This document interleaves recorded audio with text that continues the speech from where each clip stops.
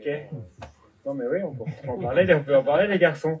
Donc ce monsieur, il a 51 ans, il est gendarme en activité, sportif, il joue au volley. Il a un tabagisme sevré, 1m86 pour 88 kg, pas d'antécédents, et puis il a un petit inconfort au niveau du flanc droit, qui fait finalement découvrir une douleur, une masse abdominale. Donc là, vous voyez le... C'est truqué là, avec des ganglions partout. On fait rien? On fait une radiothérapie? On fait pas rien, on fait un traitement médical. C'est pas rien. Ouais, non, d'accord. Alors bon, ok, admettons. Mais alors si je vous dis qu'en plus c'est un carcinome chromophobe, on fait toujours un traitement systémique? On s'en fout. Allez, je suis sympa. Elle est pour moi. Donc voilà le scanner post-opératoire de ce malade. Donc c'était un carcinome chromophobe, 18 cm, T3, N1, L1, et voilà.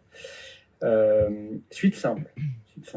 Bon, je mens un petit peu parce que quand même il y a une adénopathie médiastinale à 3 mois. À 6 mois, en fait, on finit par débuter un traitement parce que les ganglions grossissent. Et donc là, vous voyez, on est à 9 mois, il progresse sous Axipimbro. Et donc là, on a un patient qui a ses 3 métastases. Qu'est-ce que vous proposez? Chirurgie, radiothérapie, traitement systémique? Radiothérapie. J'ai plus d'espoir. Parce que vous pensez que c'est pas opérable? Je vous l'ai dit tout à l'heure, un chirurgien peut tout opérer. Donc il a eu l'ablation de toutes les métastases. Et avec ça, en fait, il a tenu quelques mois avant qu'on lui mette du cabozantinib. Voilà. Donc ça n'a rien changé. Allez, je termine l'histoire de ce malade. Début du cabozantinib, 18 mois, on a enlevé les métastases rétropéritonéales parce qu'il ne tolérait pas le cabot. Et puis, en fait, il est resté jusqu'au 30e mois sans progresser, avec juste 20 mg de cabot. En 30 mois, il a progressé, on a mis du niveau. Il a progressé sous niveau. Et à 55 mois, il a progressé à 33 mois, sous niveau. On l'a mis sous lenvatinib. Il a bien répondu. Et là, en fait, il est toujours stable. Peut-être que c'est le moment de lancer le radiothérapie.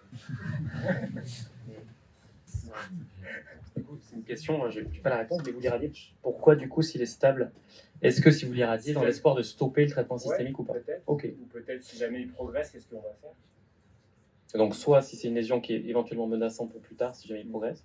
Et ça vous arrive en pratique de stopper le traitement systémique chez des patients pour lesquels vous faites la fameuse radiothérapie de clôture, mais c'est une question ouverte, hein, je ne sais pas du tout, parce que c'est toujours les concepts de radiothérapie de clôture qui est assez flou, voire voilà, dans l'ensemble. Mais c'est vrai que je trouve qu'il y a un intérêt à l'irradier si jamais on stoppe le traitement ou si vraiment la lésion a risque d'évolution plus tard, mais je ne sais pas. C'est des cas toujours compliqués, cela. On partait quand même pas gagné. Ouais. Vous êtes d'accord, la chirurgie, là, ça nous a aidés. Allez, pas sûr. Allez, celui-ci, c'est plus compliqué. Hein. Celui-ci, on va plus discuter. Donc, lui, c'est un monsieur de 50 ans qui vient avec un Karnofsky. Il est complètement altéré. Et donc, lui, il est de mauvais pronostic. Il a une tumeur de la surrénale droite, une tumeur de la surrénale gauche, une tumeur du rein droit, des adénopathies médiastinales, des métastases osseuses, des métastases pulmonaires. Et donc, c'est classique, on le biopsie, c'est un cancer du rein à cellules claires. Donc là, mauvais pronostic quand même, hein, mais 50 ans. Et il n'est pas symptomatique. Non, on peut discuter de la vertèbre.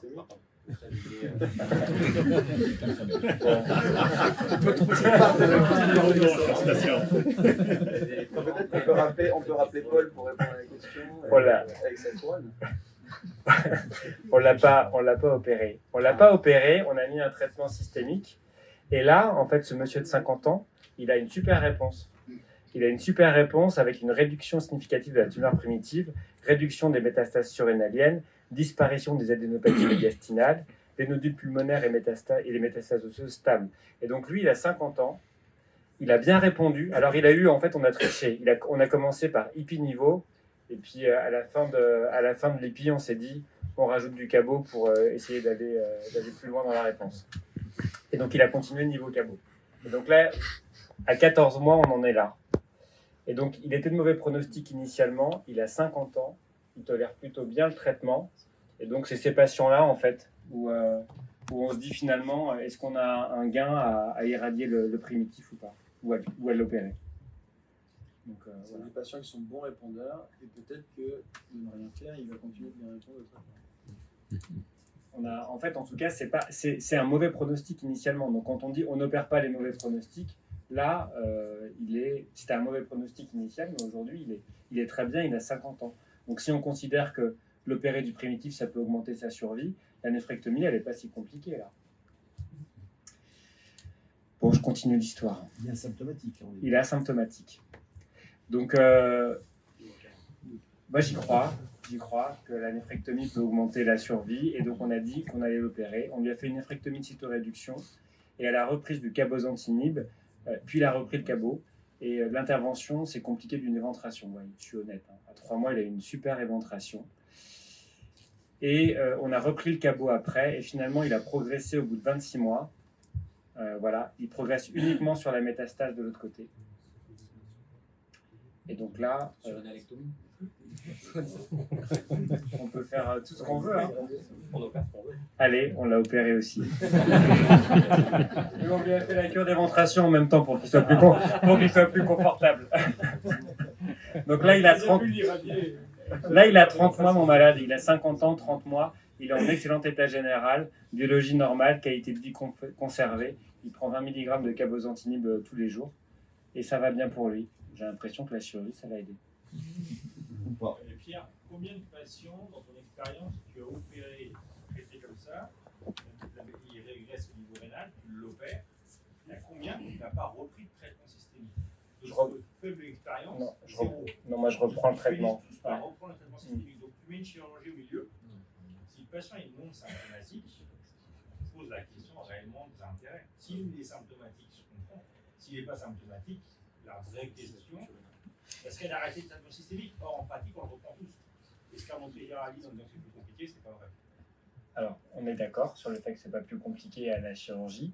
Après, ça dépend si tu penses que ça peut ou pas augmenter. Si tu penses, basé sur les études initiales, que la chirurgie, le retrait du primitif augmente la survie, tu te dis chez un malade qui a 50 ans, si tu te dis que ça augmente de 10 mois sa survie, faut le tenter. Enfin, moi, je pense qu'il faut le tenter. C'est le rationnel qui te pousse à faire la néphrectomie de cytoréduction. Et puis après, on a aussi le primitif qui redémarre souvent.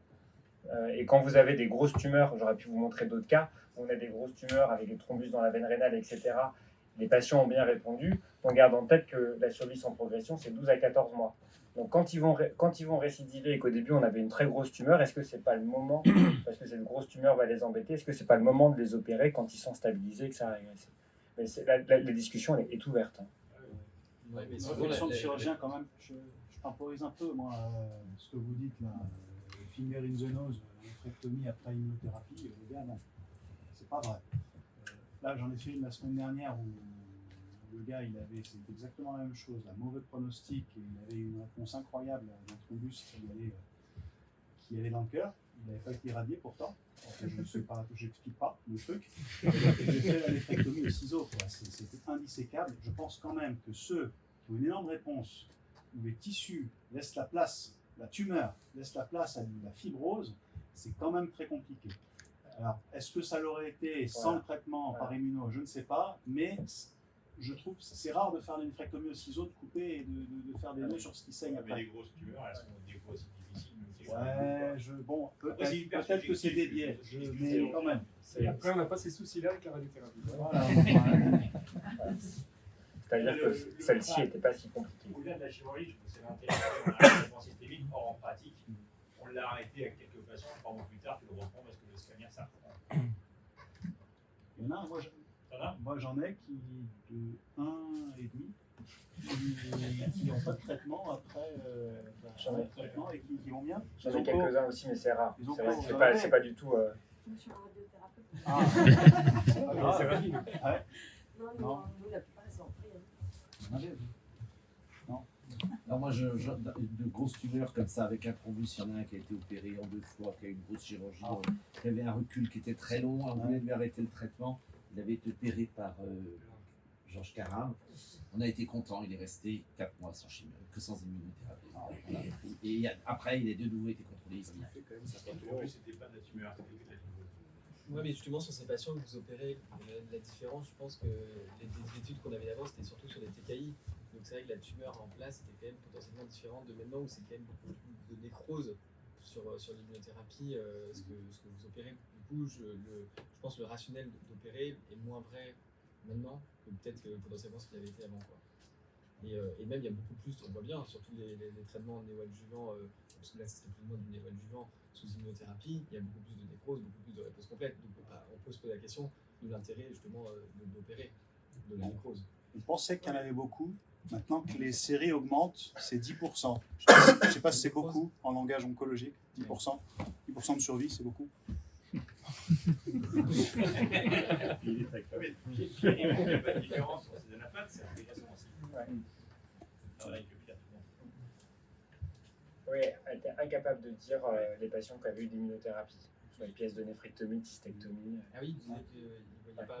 Non, en fait, la NAPAT a eu les pièces opératoires en aveugle. On ne lui a pas dit si les patients avaient eu ou pas d'immunothérapie. Elle n'a pas trouvé plus d'inflammation, plus de nécrose chez les patients qui ont eu un traitement systémique par immunothérapie avant la chirurgie.